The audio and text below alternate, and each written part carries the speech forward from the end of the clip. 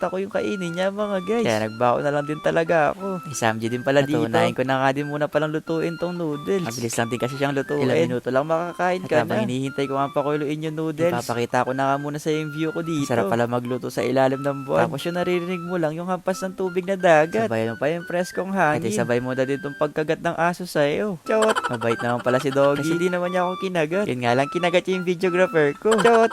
Na medyo malambot na nga tong noodles. Nilagay ko na din tong ibang sangkap na pampalasa. Naglagay din pala ako ng ibang sangkap. Nakaraniwan ko nga nakikita sa mga ibang Koreano na kumakain ng gantong klaseng noodles. May plastic pa nga tong isa. Kaya tinanggal ko na muna. Baka kasi tong noodles maglasa ng plastic. Sobrang bango nga niya mga guys. Kaya sa mga oras nga na yan, sobrang nagugutom na din talaga ako. Kaya heto niluto ko nga na noodles. Sinali ko na din siya sa lalagyan. Para makapagsimula na makapagprito na gagamitin natin pang samji. Dinamihan ko pala sa pagluto. Kasi kanina pa ako hindi kumakain. At saka pag ganitong oras sobra din talaga ako nagugutom. Ewan ko ba. Sobrang sarap kumain pag gantong oras. Kaya kung tatanungin niyo ako anong ginagawa ko tuwing gabi,